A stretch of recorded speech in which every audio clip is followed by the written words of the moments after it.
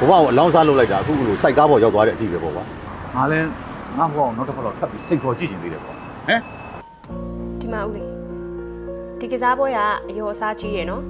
တွေးရှိမှပဲစိတ်ခေါ်ဟာတွေးရရှိသားမမင်းနဲ့အပြည့်ပဲရဲရဲတောက်ဗမာတွေးဟုတ်ပြီလေဒါဆိုလဲစကြတာပေါ့ဟာမင်းကဘာဖြစ်တာလဲ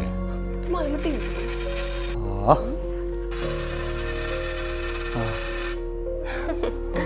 ဘလို့လဲအကျွေးစီးကပန်းကြရယ်နော်အဲ့တော့ဦးလေးရှုံးပြီမဟုတ်လေခဏလေးဟိုကစားနေတော့မှမီးပြတ်သွားတာဖြစ်တဲ့အတွက်ဒီပွဲရဲ့အဖြေကိုတော့လက်မခံဘူးနောက်တစ်ပွဲပြန်စားမယ်ကစားပွဲရဲ့စီကံထဲမှာတစ်ချိန်မဲဆော့လို့ရတယ်ဆိုတဲ့စီကံပါတယ်လေဦးလေးမေ့နေပြီလား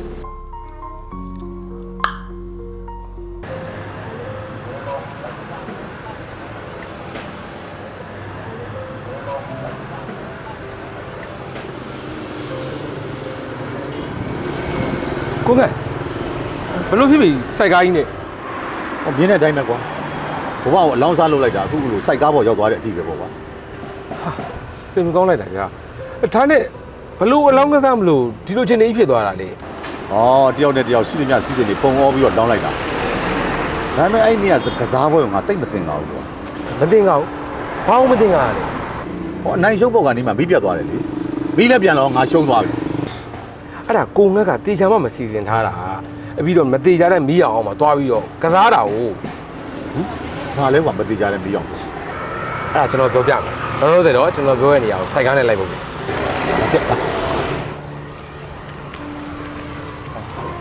ကဲ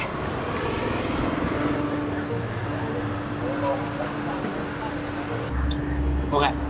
ဒီအေးတဲ့ဘက်ထရီရှော့မှာကျွန်တော်ကဆူလာရဲ့ဘက်ထရီရဲ့အမတာရဲ့လာဝဲလာကိုငတ်တို့ကစားပွဲလုပ်တဲ့ညတာဒါတွေရှိခဲ့လို့ဖြူတင်းတဲ့ကောက်ကတိရအေးပေါ့နော်ဒါတွေကဆိုကြီးတဲ့ငါကြိုသိခဲ့ရင်ငါပြောပြောဆိုတဲ့ကောင်စိုက်ကားပေါ်ရောက်ကြအကြောက်မရှိဘူးအဲ့လောက်နဲ့စီတီခိုင်းမိပါတယ်ကျွန်တော်ကကိုငတ်ပေါ်အောင်ကဲတင်ပေးမယ်ဘယ်လိုကဲတင်ပါလဲကျွန်တော်အိမ်မှာအေးတဲ့ဘက်ထရီရှော့ကနေပြီးတော့ဘက်ထရီရဲ့ဆူလာအမတာရဲ့ဝက်တက်တော့မှာလေအဲ့တော့ကိုငတ်တို့ရဲ့ကစားပွဲကိုနောက်တစ်ခေါက်တော့ကျွန်တော်အိမ်မှာထပ်ပြီးလုပ်ကြည့်ပါအေးဟုတ်တယ်နော်ငါလည်းငါဘဝကိုနောက်တစ်ခါတော့ထပ်ပြီးစိတ်ခေါ်ကြည့်ချင်သေးတယ်ပေါ့ဟမ်ကဲဒါဆိုကစားပွဲစားလိုက်တော့မယ်နော်